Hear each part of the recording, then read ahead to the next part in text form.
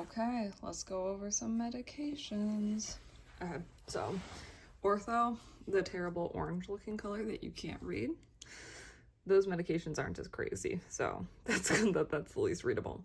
So we have NSAIDs, Tylenol, and acetaminophen, and then narcotics/opiates. So NSAIDs, I feel like the big thing is it's anti-inflammatory and antipyretic, whereas Tylenol is just more antipyretic. So all those are helping with pain, but NSAIDs have that additional kind of anti-inflammatory mechanism. With having an additional mechanism, it's going to be way harder on your body. So you have the risk of like GI irritation. So if you have blood in your stool, anything like that. It can also have some renal and liver irritation. So overall, NSAIDs, they do the most for an over-the-counter kind of thing, but they have the possibility of causing more problems. If we look at Tylenol, it's going to have the effect on the liver mostly, so you don't want to drink with Tylenol. I can never keep those straight. But yeah, so then narcotics, the big thing is going to be like the CNS sedation kind of stuff. So anything that can cause CNS depression, looking at that is going to be our opiates. Now, COX-2 inhibitors, special shout out to them because they are linked to heart conditions, and so we don't really give them very much anymore. And then corticosteroids, our favorites, causing all kinds of problems in addition to the great things that they do to reduce inflammation. So we're looking at prednisone. So weight gain, puffy face, osteoporosis if you're using it for a long period of time. It can cause insulin sensitivity, all kinds of fun stuff. So corticosteroids reduce inflammation. Some of those kind of classic issues that we tend to see. Proximal muscle weakness. Now, if we're looking at wounds, I could never keep these straight. This is my best to try and get it. So we're looking at silver. So anything that is silver, it's going to be antimicrobial. It's going to be something you'll put on kind of like a top layer. Thinking about like you'd wear silver jewelry on the outside. So like a silver bracelet is going to be on the outside. That's how I'm trying to keep it straight. So I feel like it's either going to be silver or water as kind of like the first line of defense. If they're asking like, what do you put on a wound? And it's like, you would wash it out first. And then if you're going to put an antimicrobial, it would be silver. But if it's necrotic, it's going to be sulfamylon. Just going to hope that stays in my noggin or that it looks familiar on the test. If you're giving anti-inflammatory, our lovely corticosteroids. And if you're doing a topical anesthetic, that's going to be something like lidocaine. Okay, moving on to iontophoresis stuff. So acetate is going to help break down calcium products deposits. So like if you had calcifications in your supraspinatus, this is from like the Kyle Rice podcast on it. I just stole these. And so thinking acetone is going to help break down nail polish. Nails are made of calcium. So acetate, calcium deposits. Copper is going to help with fungal infections. Think of like those copper like knee sleeves and stuff, and they're not going to smell because they're not going to have a fungal infection in them. So copper, fungal, get rid of that funky smell. Then dethamethasone phosphate, it has that ON, so it's going to be that anti-inflammatory. It's like the most common ionto medication, I guess. And then iodine is going to help with scar healing. I don't know anything else beyond that, but that's just for your noggin. Okay, so now if we start looking at our pulmonary and cardiac medications, I feel like that are kind of hard to keep straight. If it's a pulmonary medication and you're like, I don't know what the side effect is likely going to be, it's probably tachycardia. Tachycardia is a good guess, it seems like, because a lot of these are beta-2 agonists, and beta-2 is triggering like our fight or flight response. And so if it's an agonist, it's helping that response. So beta-2 agonists, you're thinking you're going to open your airways. That's how they're helping you to help with your pulmonary stuff. But also, then you're having fight or flight. You're going to have tachycardia, those sorts of symptoms going along with it. Our albuterol is what you're given a rescue inhaler, so that's our short-acting one. And then if it just has the terol, no albut before it, then it's going to be our longer-acting beta-2 agonist.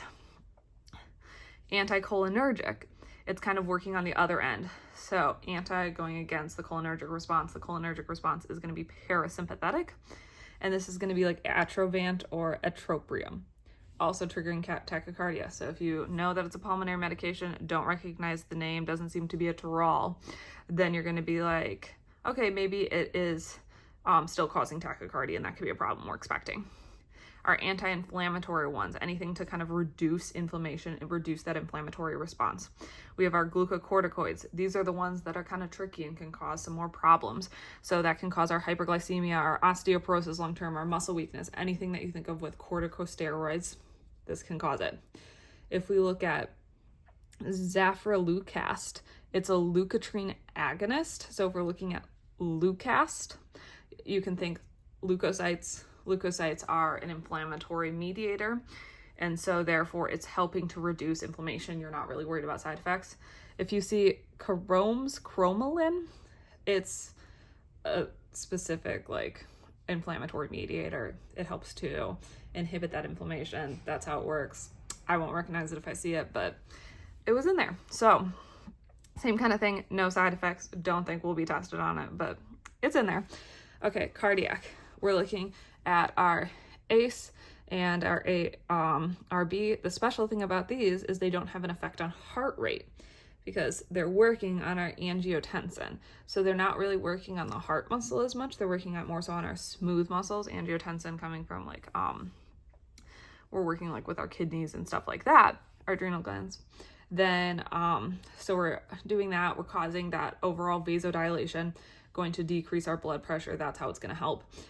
But because we're kind of messing with our kidneys, you can have increased potassium, and that can cause some arrhythmias. So that's where they can be kind of problematic. So ACE can be problematic, arrhythmias, anything that you're kind of messing with the heart, it can kind of cause some arrhythmias, but that's like the more common one. If we're looking at beta blockers, so before we were looking at agonists, so our beta agonists are increasing that flight or fight response. Our beta blockers are inhibiting it. So we're inhibiting our fight or flight. So we're going to decrease contractility, decrease heart rate. So this is our alls.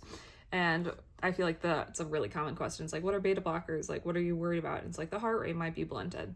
There you go. Calcium channel blockers look very similar. We're also blocking like kind of that contractility of the heart with calcium, helping out with muscles. So a calcium channel blocker is likely going to decrease heart rate contractility. It looks very similar to a beta blocker. Our diuretics, our Lasix, our fusimide, that hopefully I'll remember the next time I see it because I feel like I see it all the time, never remember. But anyways, they're going to reduce fluid. So these are people, we want them to be weighing themselves every day. We don't want a 10-pound change. And how it's helping out the heart is it's reducing preload and afterload so that you don't have as much fluid on that heart, and that will kind of reduce the strain.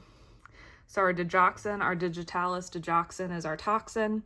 And so it's used to treat congestive heart failure, but it kind of is a little bit problematic. They might be phasing it out. That doesn't matter for this test. Anyways, digoxin helped with congestive heart failure. It's going to increase contractility, but decrease heart rate. So you might be worried about bradycardia because you're reducing that heart rate. Finally, we have our nitro tablets. So you can give up to 3 of these. If you're giving 1, probably should call an ambulance. Wait and see. But anyways, you're causing, the mechanism is you're causing vasodilation at the coronary arteries. And then peripherally, you're helping to get more blood flow to the heart, and that's going to help reduce that kind of angina and the ischemic event.